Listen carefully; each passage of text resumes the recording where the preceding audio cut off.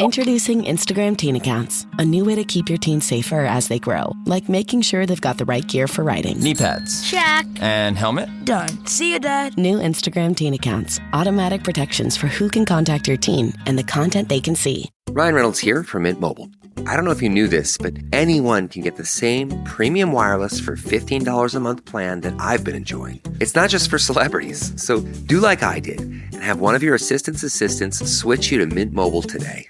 I'm told it's super easy to do at mintmobile.com/switch. Upfront payment of $45 for 3-month plan, equivalent to $15 per month required. Intro rate first 3 months only, then full price plan options available. Taxes and fees extra. See full terms at mintmobile.com. Welcome to News from the Crabby Coffee Shop with your host, Dawn McLean, from the adventures of Bradley and Dawn on My Talk 1071, Garage Logic's newsman, Mr. FYI, John Haidt, and the crabbiest guy in the coffee shop, Kenny Olson. Headline: North Koreans dying of starvation in massive food crisis as leader Kim piles on the pounds. That's all I've got about that story. The internet somehow discovered, my algorithms discovered that I like North Korea stories, so I get these all the time. So It's like, we know. We know. Trust us. We read the ultimate book about how awful it is. And then I think, wasn't it last week that Kim ordered North Koreans to stop killing themselves? Oh, yeah. Well, like, you can't do that. Well, the thing is then your family will suffer, so they got to add that in. Right. We're supposed to have an auctioneer on today. We were really looking forward to it because I want to actually, if we're going to be forced to work at this state fair, we want to make it fun and actually auction Dawn's storage items off. Yeah. And I started doing a little research about auctions, and you've got to know your numbers. You've got to be able to talk numbers: 1, 1.5, 2, 2.5, 3, and you've got to get a cadence going. You got to get a rhythm and a cadence going, and you can't start too high. You've got to start in your natural voice because you're naturally going to go up. That's all I know about auctioneering. Oh, wow, that's a lot. But but we're going to have Jason Hallberg on. He's not only a real estate guy, but he's an auction guy, and I think he represents a school. Does he not? The Continental Auctioneer School. Is that true, Ross? Yes, correct. And if for some reason, if we whiff on him this week, we'll just get him in a future week. But I'm looking forward to it, too. And I've had the auctioneer song stuck in my head for like 3 weeks now. I don't even know what that is. Leroy Van Dyke. Oh, okay. Yeah. I'll play it for you after the pod, since we can't legally play it on the pod. And what if John plays it on his guitar? I'm so sick of this crap. It's like ruining. It really is. John, can you parody it? I bet you could do a decent job. Well, I can't sing it. They do that auctioneering stuff. It's a tale of an song. Auctioneer, and then he does the auctioneer bit. So. Okay. There's a guy on the Letterkenny series that's an auctioneer. He's fun to watch. But none of you guys watch Letterkenny, do you? Not anymore. No. I started to, and then it was so bad. Yeah. I realized, I thought it was good the first episode, and then I'm like, I really hate this. They go back to the well over and over and over again. Yeah, it just gets sorry. I'm so glad to hear that, Dawn, because I watched the first 3 thinking I'm going to love this. Yeah. And then just went, it falls off fast, doesn't it? Yeah. Then it just becomes so repetitive. And sorry, Letterkenny. That's okay. I have forced my way through most of them, and even though I've sworn off them, I always go back and see if there's just one good episode. But they're too clever, and that's what it is. The clever writing gets in the way of the characters and the storyline. Anyway, the thing is run by a PS3 wireless joystick, and you've got to know what we're talking about. This submarine, which sounds like something I designed out in my shop over the winter. It looks nice from 20 feet away, but it might not be up to snuff. It's not approved by anything, but it's hauling. What its job is to haul explorers or the people that can afford to pay down to look at the Titanic, right? Yes. It goes missing on Sunday, right? Yes, that's correct. I don't know what time on Sunday, which is getting very important to the story since they're going to be running out of air like tomorrow. Yeah. Whatever time they launched on Sunday, I believe in the morning, or maybe, I don't know. Oh. I'm trying to get the guy's name here. I should have done all of this beforehand. The guy that started the company and runs the company. He's in there. The CEO is in there. Yeah. And I was watching like a 20-minute segment on YouTube before the show started with this geek who was talking all about it. He's a good geek. He seems to know his stuff. He said when this guy founded the company, he decided that instead of the only submarine experts he could find were guys in their 50s that had been in the military and had a lot of experience on submarines.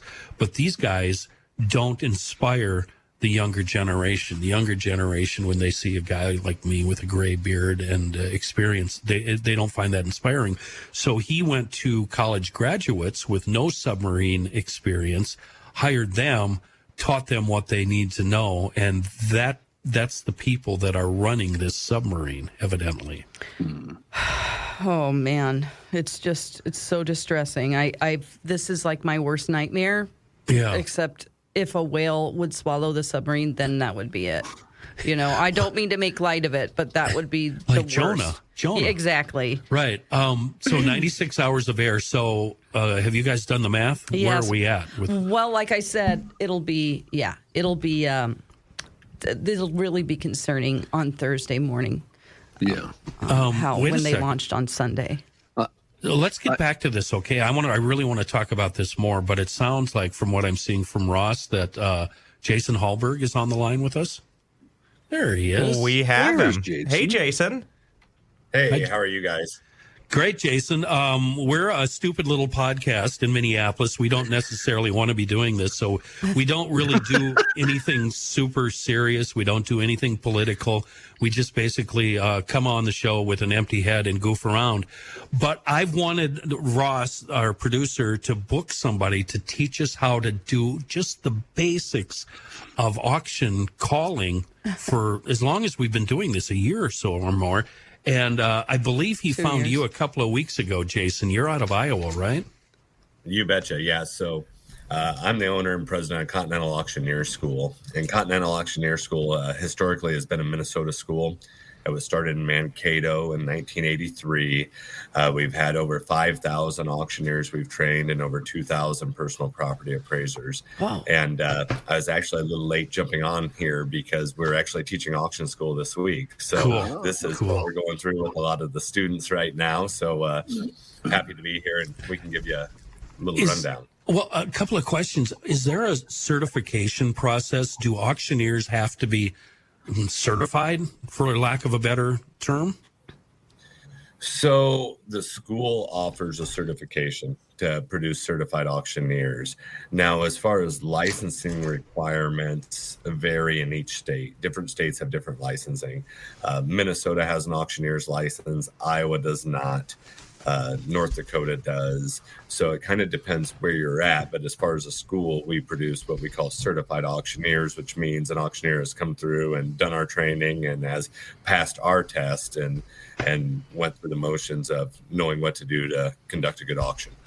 What are the number one thing that's most important in being an auctioneer? I would say the number one thing is to have a genuine empathy for other people. As an auctioneer, we get put into a lot of situations. Some are happy times, some may be sad times. Right. There's different. It's a people business, and we're always dealing with people on both the seller end, who we're working for, and the buyer end, which is our customers we're serving. And I think it's just important that you've got to like other people, and you've got to be a trustworthy person yourself. You know, we boil it down to that the auction business is based around three things, and that's honesty, integrity, and fair play. And when you can give people that, it translates to dollars for your seller. People trust you, they like you, and they'll actually pay more money for an item because they feel more comfortable. Oh, that is all the behind the scenes things that I never thought about. Yeah. You just think about the action and of doing an auction, when it comes down to speaking to the crowd and talking really fast. You really got me thinking there. How many times have we all been to auctions where it's a widow selling her husband's stuff? Yeah. And it's in a small area, and 90% of the people in the crowd, the buyers, the bidders, all knew the guy that passed away and the widow. Yeah. So everybody wants to do right by the widow, but everybody wants a really good deal. True. And somehow the auctioneer's got to walk that fence, right? Man. Right. That's one thing that always crosses my mind, that lots of times when we step in as an auctioneer, it may be the last non-fixed income check that person will ever get in their life. Wow. And many times $7,000 to somebody might mean as much as $700,000 to somebody else. Absolutely. So there's really some weight on your shoulders to go out there and try to produce and try to achieve a fair market value for the seller you're working for. And we try to keep that in mind. Wow. Interesting. When I go to auctions and I've decided I'm going to buy something, my dad's really good. He can do one of these. Just a nod. Yeah. I have to be next to the guy in the crowd that's working for the auctioneer that's going, hup, hup, right here. Hup. Yeah, yeah. So I can ask him, how much? Where are we at right now? What's the price? Because I cannot keep up. I'm a slow Midwestern listener. I'm a Swede. It goes by too. It is Swede. It's so fun being there because there's just so much drama playing out, watching the tension between 2 or 3 different bidders and watching the auctioneer and watching the guy pointing and going, hup, hup. It's so fun. It's great drama. But I can't, in every auction I go to, I'm like, how did he learn to do this? How did he get so good? And why is he so damn funny? I'm supposed to be funny for a living. To be funny too. I'm supposed to be funny for a living. This guy is bleeping hilarious. Good deal. I bought a bunch of cows on accident when I was a kid with my dad. He was so mad at me. I mean, they took it back, but I was like 7, you know. Speaking of that, I was at an auction last summer, and that happened 2 times in a row, where somebody thought he was bidding on something on one car, and the bidding was actually on the car right next to it. Oh, okay. Ooh. And then they had to start the bidding all over again, and that makes everybody in the crowd angry. Sure. Have you ever had that problem, Jason? Yeah, and part of your job as an auctioneer is you are that market facilitator, right? So you want to keep everybody in the crowd happy, and there's sometimes, people just aren't paying attention. Sometimes maybe it's your fault as the auctioneer, right? Maybe you set it up wrong, or maybe you move past it, and sometimes it's just the buyer's fault for not paying attention. But you're right. I mean, you need to be cognizant of how you're conducting the auction, because happy bidders most likely are going to spend more money. True. Right? And then So all of the bids in advance. If you have to start over, all of your competition in the crowd and how much money they have. I bet it does make people mad. Yeah. I almost bought a Minneapolis Moline last summer at that auction for a steal. And the only thing that saved me, my dad and I had a whole bunch of cash in my pocket. But the cash was meant to buy something else. And the only thing that saved me was my dad just going, don't do it. Don't do it. You need that one. Don't do it. And the irony there was that I went to that auction to stop my dad from spending too much on a car. And he had way more self-control than I did. It went over his price, and he stepped out of the bidding. But man, when a Minneapolis Moline that's been restored is going for $1,500, and you got twice that in your pocket, it's like, I gotta have that thing. You must see that all the time, Jason. People end up going home with stuff they didn't know they needed. Oh, yeah. So we've had just such a change in the industry within the last 5 years. And primarily it's with the advancement of online bidding. Now you're working to cover a couple different mentalities. So we have the live auction mentality that we've worked since, the Romans, right? Mm-hmm. And now we've got another system too. So people are generating that same excitement through an online platform, and it becomes something even almost similar to a slot machine, right? Yeah. Sure. Because you still have that competition, but they're clicking the bid button on their computer or on their phone. And it's really a unique experience. So now where that's changed us as an auctioneer is we have to say, okay, does our seller's item fit an online only auction platform? Do they fit a live auction platform? Or do we want to have a live auction with online simulcast bidding? Yeah. So now sure. there's all these different tangents and all these different tools that we offer now that we simply didn't offer 20 years ago. That sounds complicated. Yeah. I have a question, Jason. Showing what a rube I am, the only thing I know about auctioneers is what I see on Storage Wars on television. I know all those bidders, the main regulars on the show, and then the people who don't matter. They obviously get other ones that we don't see on TV. They all have different ways of bidding. Do you have to, or does an auctioneer have to know? Or does somebody watch those people for you? How does that work? How do you know? Because some people will nod, like Kenny said, and then some people will say, hey, and some people say, yeah, and blah, blah. How do you know who's bidding and what's going on? There's an engagement with the auctioneer that once you get that experience, you make that connection. Okay. And it's kind of amazing because they always used to tell you, like, if you were public speaking, they might say something like, look over everybody's head, or imagine people in their underwear, or something crazy like that, right? Yeah. But as an auctioneer, we're doing something completely different. Like, we want to make this engagement with these people that we can't touch. And you do. And once you see that engagement, you recognize that acknowledgement, whether it's a wink or a nod or whatever it might be. Yeah. And so it's amazed me, because I even think about, like, talking on this podcast right now with you guys. What has amazed me now is we are starting to, I feel like, duplicate an engagement over Zoom. Like, I feel like we're all getting much better at connecting with people when, if we were to look back like 3 years ago, it seemed like we were all looking right into our cameras, right? Like, there was no way. It was really hard to make that connection. But now it seems like you can make that connection. Well, you're doing the same thing as an auctioneer. Yeah. You're engaged with those bidders, and we call it the look, right? Yeah. You can basically tell who is going to bid on that item. Because they have the look. That's fantastic. Jason, when the auctioneer looks at me, I'll shake my head. No, stop! Don't look at me. Stop looking at me. No. Like, I am not in this race. Just I to be don't clear. need this. No, no. I was just going to say, when Kenny sits down, the auctioneer goes, there's the sucker. Yeah. But then there's other it's times funny you mention that, because as an auctioneer, we have something that is subconsciously doing something completely different than what you're doing. Because, Kenny, if you have the look and you're out there trying to go like that, right? Yeah. If I can create engagement with you, I'm going like this. Very hard. He is shaking his head yes, up and down. For people that are just listening to this and not seeing, and Kenny was shaking his head no. so realistically, Kenny thinks he's on top of the auctioneer because he's out here doing this, but he really You're doesn't like, know the oh, auctioneer no. thought about it 2 steps before. And you guys, I know you can tell this, because usually the products at an auctioneer are strung out in a long row, either on hay racks or trailers or whatever.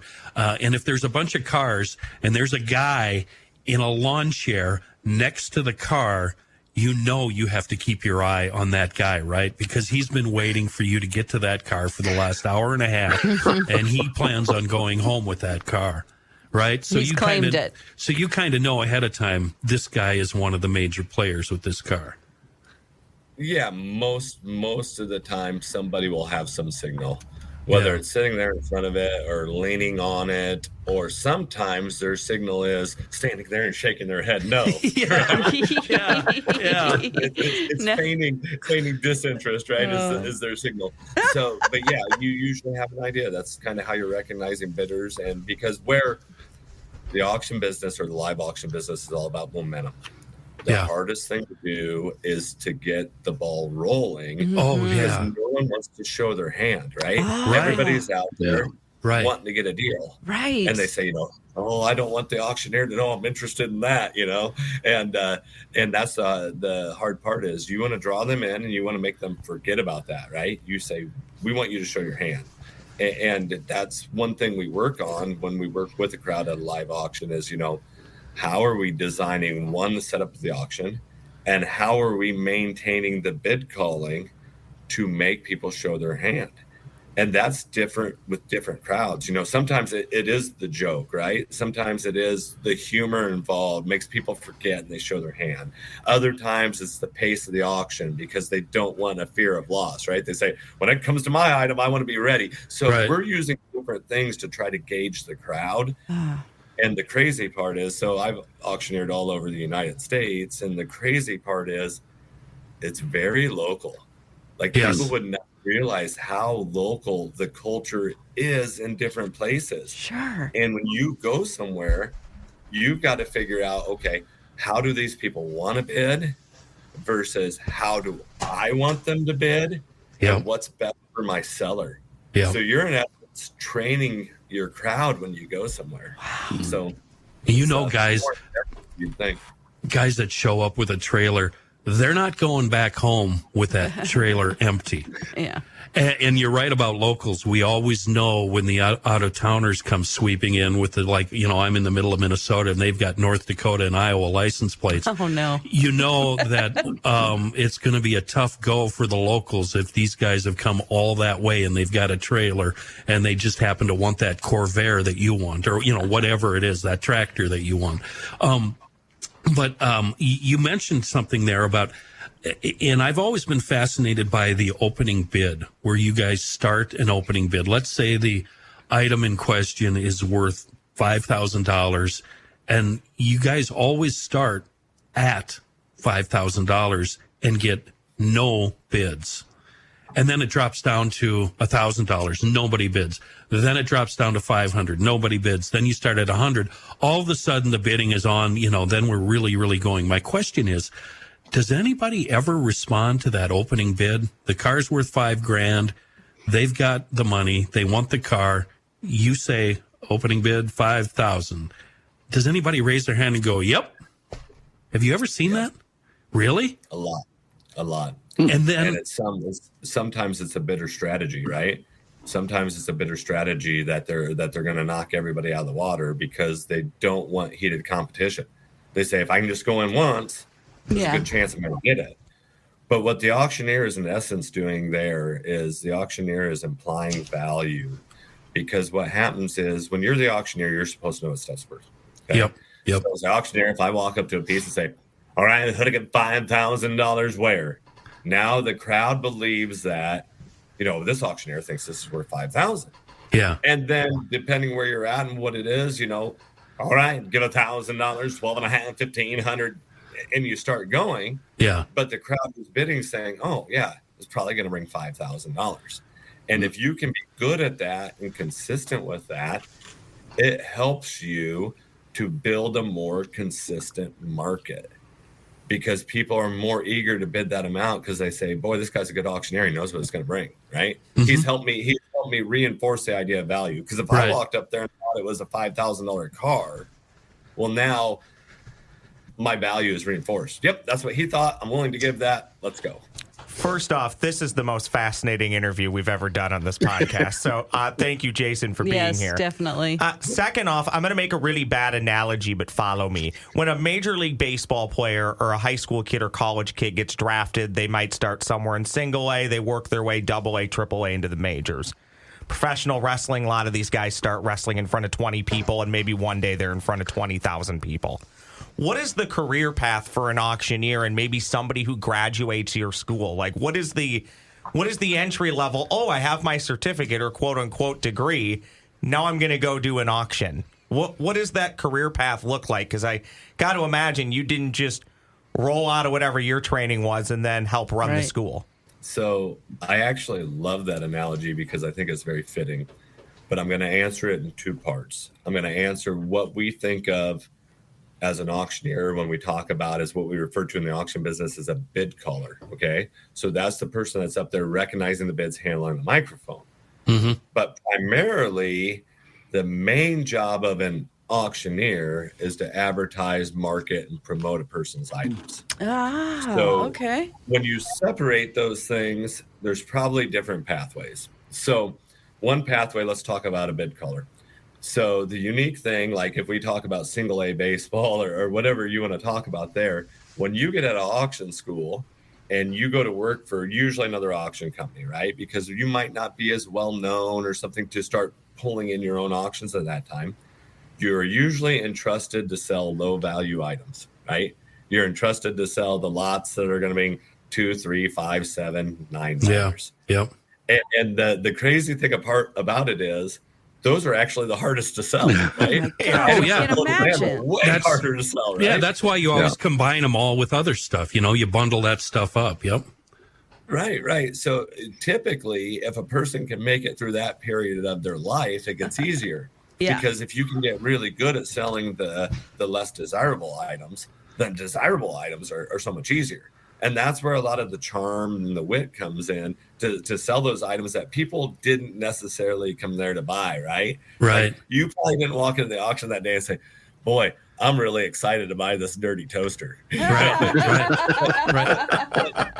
The job is to sell it to them. And as a bid caller, that takes a lot of time. And it's way different now. So when I started in the auction business 20 years ago, I was selling 3 or 4 auctions a week for other people. So I got a lot of experience on the microphone. Now, so many of our small items are sold online that budding auctioneers have a hard time getting that experience that they used to be able to get. I bet. So now we do more drilling and practice and work on it. Now, the flip side of that coin is what we talk about as the auctioneer, the advertiser, marketing, and promoter. There's a lot of people that come to auction school and have a lot of success right away. But most of them that have a lot of success right away already know a product and have some circle of influence in that product, right? They might be really well versed in old guitars. And then they come out of auction school and they start an auction company that sells old guitars. Mm-hmm. And that's been a change too. Like when I think about 20 years ago, when we thought of an auctioneer, they were more or less a general auctioneer that worked a geographical area, right? They kind of had a 25-mile radius, and they were the person in that 25-mile radius. Whether you were selling cows, cars, antiques, absolutely, that auctioneer got it. Yep. Now what it is we've moved more to auctioneers that have their own niches. An auctioneer might only sell farm machinery. An auctioneer might only sell farmland. An auctioneer might only sell carnival glass. And I think some of that is because of the connections we make with others online now. And a lot of it is too, is we deal today with more knowledgeable bidders than we ever have. I bet. Because of the internet. People can find the value of things and look it up. It's not just, I really want that thing. They know everything about it. So you have to be an expert as well. And I would think with the advent of the internet and online bidding that the prices on certain things have really gone up. You can't get like a Studebaker Avante for a steal anymore because of the internet, because of the knowledge, and because of the online bidding, right? Because some guy in South Bend, Indiana is going to end up owning that, even though the auction is in South Dakota, correct? Right. That is true, but you can even take it a step farther. The prices of small items and household items bring phenomenally more online. Sure. And the way I relate this to is I tell people today, it used to be 20 years ago, the competition was for the item. That's not necessarily so today. Your competition is for your buyer's time, right? We can order almost any item we want from our smartphone, right? Yeah. But your buyer has to say, how much time am I willing to invest to save 30% on that item or 50% on that item? Sure. And what you'll find out is people will spend the 2 minutes it takes to bid on their smartphone and the 5 minutes it takes to pick it up on an online auction that wouldn't have stood around a whole day. Absolutely. To bid on that item. Right. So, and that's just, it's made the small items like, household sales that used to be 5 to 10,000 are now 25 to 30,000 because we've opened it up.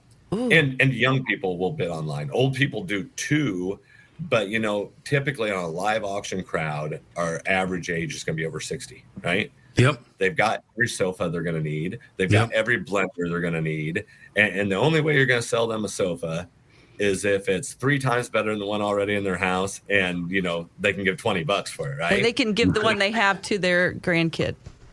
Right. But when we open it up, when we do it online, we see way more people that are starting households, right? Mm-hmm. People that are in their 20s and early 30s and are buying those types of furnishings, and it's really, really worked well, and it's worked well for the auctioneer. That's too. great. And just one more thing before we go to session here, before we go to class. You guys are crafty. You put the expensive stuff at the end of the day. So if you've got a bunch of rare firearms or rare motorcycles, stuff that's really going to bring in the cash, and you want to bid on this at a live auction, bring an umbrella and a chair for the sun, and especially get a lot of refreshments and just kick back and wait, because you're going to be waiting for the whole day. I need to go to an auction with Kenny, it sounds like. Oh, they're so fun. There's so much My drama. brother-in-law goes, and he will, like, that ends up being our Christmas presents. Like, we'll get, like, oh, everybody got these certain kind of socks that was, a part of, like, someone had an online store, or I don't know why we had all of these socks, but one year we all got these. It was, it's fun. It's like, oh, cool. And then he'll tell us how much he bought it for. Like, I got all of those for $6. And you're like, well, I didn't need to know that. But So, all right, Kenny, I gotta sell you a little bit of value in the school, because we actually teach something way different than that. What you're talking about is the old approach.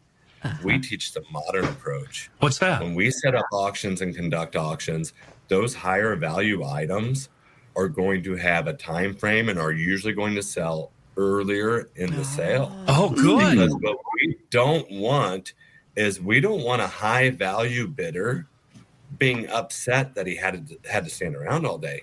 Yeah. Because now we're thinking about the competition for that bidder's time. Yeah. And if that buyer leaves, if that buyer's got a soccer game he's got to go to, and he's not there at the end of that sale, there's a chance we've lost our seller thousands of dollars. That's brilliant, Jason. Good. Don't waste people's time. I like that. Yeah. Jason, before you take these guys to school, so to speak, will you plug your website and the school just a bit more so we don't forget to do that? You bet. It's a Continental Auctioneer School, and it's www.auctioneerschool.com. Awesome. And I'm going to make sure that that'll be in the link with this show for people visiting on the website.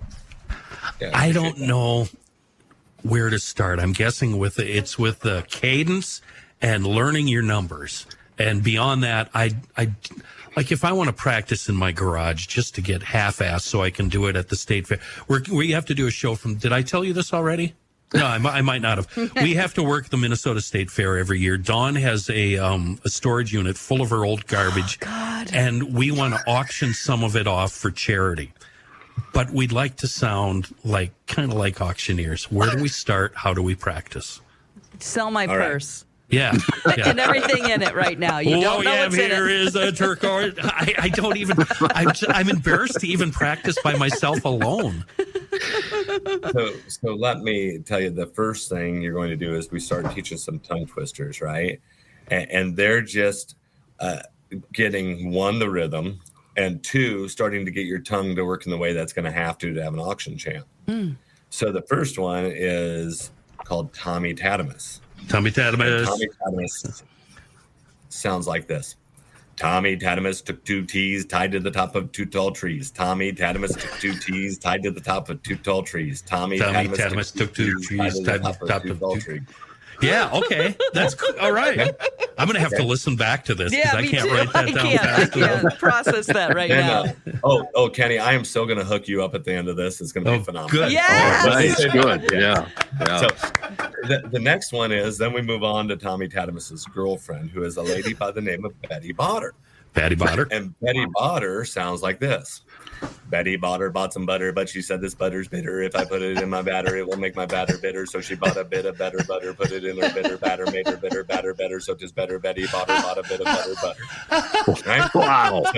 So and there's a few more, but those are the two that we really drill on. Right? I got no shot. Jason, we talk for a living. But I mean, that's all I've done since I was 20 years old. I can't do that. I've got one that I was a theater major, so they made us do this before we would, go on stage. A big black bug bit a big black bear, made the big black bear bleed blood.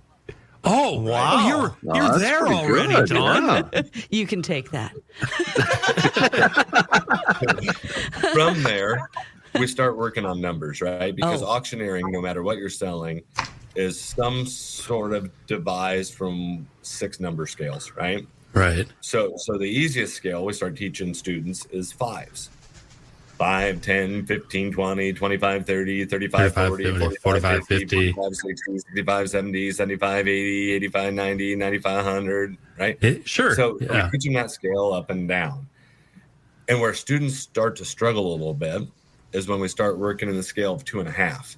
Because it's pretty likely that you probably counted by 1s in school and 5s in school and 10s in school, but you probably never had anyone tell you to count by 2.5, right? No, yeah. But it's a powerful increment in the auction business. And so they'll learn a drill. It goes 2.5, 5, 7.5, 10, 12.5, 15, 17.5, 20, 22.5, 25, 27.5, 30, 32.5, 35, 37.5, 40, 42.5, 45.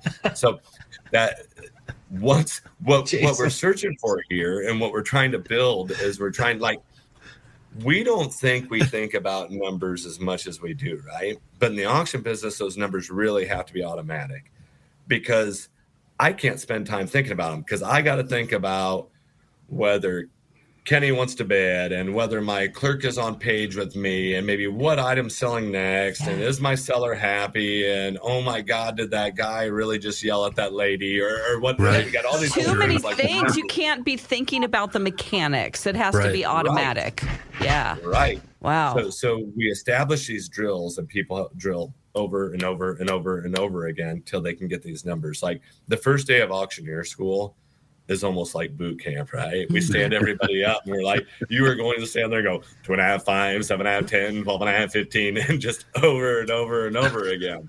Wow. And once we can get some consistency in that, then we start building the auctioneer's chant. Okay. So the chant is repetitive and it's meant to have rhythm and it's meant to be smooth. And the amazing thing, the hard mental block is when people have heard auctioneers for a long time, they start thinking that the auctioneer is doing a lot more than what they're doing, right? They say, oh gosh, how can they talk like that? How can they do all these things? But the basis of the chant is really simple because you either have a 2-part or a 3-part chant. So a 3-part chant breaks down into this. What is bid? A suggestion. And the suggestion is most often now. And the 3rd part is asking for an advancement. Okay. So you teach a 2-part chant first. Well, a 2-part is just the first 2 parts. So it's really easy. It becomes just basically the words dollar now. Okay. Okay. So you start learning this structure. I'm bid $1 now, 2 now, $2 now, 3 now, $3 now, 4 now, $4 now, 5 now, $5 now, 6 now, $6 now, 7. So you're doing that. Now we might gravitate from a 2-part chant to a 3-part chant, which we're going to ask a filler word or an ask question, which might be, would you give? Would you bid them or buy them? Are you able to buy them at?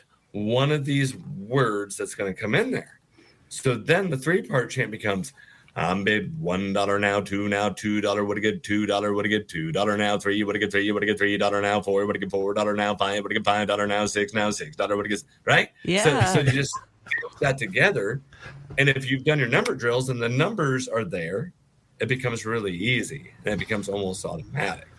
Wow. So that's your 3-minute chant instruction. That's fantastic. Go ahead, Dawn. No. I'm terrible at this. We do a lot of charity events in the job that we do, and I always say this is kind of might sound harsh, but I really value what auctioneers do. This is a skill. This is a career. And if they throw in, oh, you're going to be doing the auction as well, I'm like, I will not be doing the auction. You will hire someone to do the auction. Right. Because it terrifies me. I did a couple, and one of the charities got really angry with me because I sold things too quickly. So I'm not good at it. Yeah. You Jason, guys are going to be doing it. I just want your voice. Can you teach the voice that you have? I mean, And that's is there a incredible. method or a reason why you are so monotone? Does it like put people in a trance where they're more likely to buy, or what's the right? That's actually very true. So what it is listening is active, right? Yes, and we can wear out our listeners. Mm-hmm. So if you were going to be on the microphone for literally 4 or 5, 6 hours, and we want people to stay with us and stay engaged, we can't wear them out. Mm-hmm. And that's where the intricacies of the auction game come into. Because now, if I only have 5 items to sell, I'm probably not going to be as monotone, right? I can be way more dynamic, way more animated. Like if I'm at a big gala selling something, I can say, all right, what do you want to do here? $2,000, give $2,500, please. 25, I'm gonna get 3, get 3, I'm gonna get 3,500, right? Because I only need to capture those people for a small amount of time. Right. But now, if I want you to sit there for 3 hours, it's gonna be pleasant and flowing, and the time just has to go past, and I want to keep you engaged. So so there is a design behind it. For sure. Jason, I have a question, and I hate to keep going back to storage wars, but when Dawn brought up the thing about selling stuff too fast when she was doing it, I noticed on that show on occasion, some buyers get very angry with the auctioneer there. They think he ended the auction too soon. Isn't that on the buyer? It's not on the auctioneer, is it? And I don't know, Dan, the guy in the show, seems like a good auctioneer. I have no idea, but isn't that on the buyer more than the buyer more than the auctioneer? Yeah, so that's a constant struggle between an auctioneer and a savvy bidder, right? Okay. Because you think about this, an auctioneer, what do we want? We want people to bid fast. We want people to bid big increments, right? Because that gets the value higher. Now, as a buyer, and a savvy buyer is going to show up to that auction do just the opposite. They say, my plan is to slow this bidding down, and I'm going to bid smaller increments, right? Then I'm going to get So there is a little bit of a battle there where, the auctioneer is trying to train their crowd and the buyers are trying to train the auctioneer. At the end of the day is who wins, right? Yeah. The buyers train the auctioneer, or the auctioneer train the buyers. And that's the auctions I go to, John. The auctioneers actually, when it's time to close the bidding, they slow down and they go, okay, we're at $7,000 once, or going, once, twice, and then they'll say sold. And that's when and you must see this a lot, Jason, where the savvy buyers, after they say going once or 7,000, somebody will go 7,200, and then they'll end up winning the auction. Those bidders, I hate those guys. They're sneaky. I absolutely hate them. When you're buying something and the sale is closing like that, that's the most tense time, because you don't know if there's a bastard in the crowd that's going to take that right out of your hands. So it's like me on eBay right when an auction's up in 30 seconds, I go in and bid on whatever I want. Everybody does that. I do that. You guys hate them. It's kind of fun to see what happens. And I'm going to try that guy whose plan is to do that, I'm going to try to find some way to massage him into bidding prior to that. So I'm always going to work on a technique. Now, most auctioneers will signal before they close the bid, right? But I don't necessarily want him to do that, because if 7,000 is a respectable value for that item, okay, then I'm probably okay with it. I've done my job. Happy seller, happy buyer. But what if he wants to play that game at 3,100? Yeah. Right. That's a bad day for me as the auctioneer. Yeah. So I'm going to be using that whole day to try to stay a step ahead of that buyer where he doesn't want to play that game, which might mean that my signal on smaller items is a lot smaller and a lot quicker, right? Because what I want to put out there to those buyers that are out there is I want to say, there are 2 things I control. I control the pace and I control the increment. And you as the buyer are now in my playground. That's right. Because I feel like if I put it in the buyer's hand, that buyer is going to try to disadvantage me every time.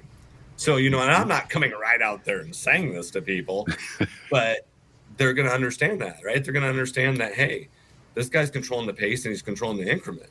And I hope that helps me avoid more of those situations so I can get more money. is my plan. You always get more money out of me because I'm that chop saw that I really don't need is going for $25. So when you reach the point where you're about to say sold, I step in and go 30, and then the guy that was going to buy it says 35, and the next thing you know, we're mad at each other, and that stupid chop saw goes for $45. Yeah. And that's when you know you've just dealt with a really good auctioneer. What are you chopping up? What's this for, Kenny? But the point of the chop saw is I don't even need one. I've already got one. Yeah. But the damn chop saw is worth, it's worth $40 and it's going to go for $25. I got to buy that. Yeah. So, Jason, Kenny's like putty in your hands, this guy over here, Yeah. right? I mean, he's in your playground. Also, for as much as Kenny talks saws, that is the reason why I will never go visit his property. Okay, I know. let's do something. Let's do something because I want this on tape so I can practice. Okay. Here's a wireless mouse, Jason. This thing, I think I can buy this new for, I don't know, $10. But the three of us, Dawn, John, and the four of us, me and Ross, we all want to own this thing. So you start the bidding, and guys, we're all going to bid on this. Okay. Just raise your hand so Jason can see it. Yeah. Okay, go ahead, Jason. All right, ladies and gentlemen, today we have the wireless mouse. Now, this isn't any wireless mouse. This is the mouse used on Garage Logic and held by Kenny. What do you want to do here? Put a give $25 on it, give 25, but I get 25, but I get 2.5, bid fine, but I get fine, give fine, but I get $3, $4 for now, fine, but I get $4, but I get fine. I thought you guys liked Kenny a lot more. Thank you, $5, $6, and now $6, but I get now $6, fine, but I get $6, but I get $6, but I get fine, $6, a $5, 6, now $7, but I get 7, but I get a $7, but I get now $7, $6, $7, now $7, but I get 7, but I get a $7. Your turn, give 7, but I get 7, but I get a $7. Are we done now? $8, $7, $8, but I get 9, but I get 8, now 8, 9. What's the price? $7 to the young lady in the yellow. Oh, you're too late. I sold it out $7. You hesitate is lost forever. Fantastic. That was so good. I was sitting on my bid waiting to be the person to hop in at the last second to make Kenny angry, and I lost. So now this, and you must see this there. You must know this happens all the time. Somebody else winds up buying something I want, but it's been bundled. So I go over to that guy as he's looking through his stuff, and that pencil sharpener there. You paid $7 for the whole box of crap. I'll give you $7 just for the pencil sharpener. You must see that stuff happen all the time, right? You know that happens, right? Right. And you don't care, do you? Because that's after your auction. It used to happen a lot more when more of the auctions were live. But I think when we think about that, so what we have to do as an auctioneer, and part of the way we lot things, is to anticipate demand and to project competitive bidding. Right. Because so we might have had that item in there that if we would have put it up on the auction, it would have only had $1 bid, right? And then there might have been two other items in that box where only one person was interested that day. Well, now you put all three of them in the box. You've got two parties interested. The box now brings $7. Mm-hmm. You're still ahead versus selling those individual items that you would only have gained $3. So that's not necessarily a bad thing for us that happens, because we still engage the competitive bidding, right? We still got people competitive, we would rather have bidder competition than auctioneer negotiation. Right. Right. Wow. Well, are you guys ready to auction off my stuff at the state fair? Sure. I'm going to have to work on the tongue twisters and the money increments of 2.5, because Jason, the reason we're in radio is we all got D's in the math class. That's absolutely true. We're all basically dummies, so the math practice is going to take a while. I think our backup plan will just be to go ask these suits and the powers that be for money to bring Jason up here just to auction off our stuff at the state fair. It'll all go to charity. That's right. I'm gonna set you up, because one unique thing that we did, and we're the only auction school in the world that I know that we offer an asynchronous online course, which means you can take the course at your own time. And part of that course is the bid calling tutorial. So what I'm going to do is I am going to have Sarah. So Sarah lives in Rogers, Minnesota, and she's our director of services. I am going to have her email you guys the bid calling tutorial. So you have it. You can go over it. You can see all the tongue twisters. You can have as much fun as you want with it. Awesome. And Beautiful. keep this in mind. What I tell people at school is, if your significant other isn't yelling at you to shut up, you're not practicing enough. You must annoy the people around you. Yes. Fantastic. Oh, you've been such a delight. Thank you so much, Jason. Wow. This has been a lot of fun, Jason. Oh, yeah. I'm going to drive her crazy, seriously. I want to get to the point where I only talk in auctioneer speak. There you go. And Jason, you're free to hop off here when we go to break, but I will make sure you have a link to this and you do whatever you want with it, okay? Okay, I appreciate that. Thank you so much. One more time with the website, the school, the website, all of that. Continental Auctioneer School, www.auctioneerschool.com. Thank you very much, Jason. Thank you, Jason. Thank you all. Thank you. Have a great day. You too. We'll be right back. Every kid deserves the opportunity to attend a ball game, visit a theater, or go to the zoo. At Tickets for Kids Charities, we make that possible for 40,000 local kids each year. Learn more and make a tax-deductible donation of cash or tickets at ticketsforkids.org today.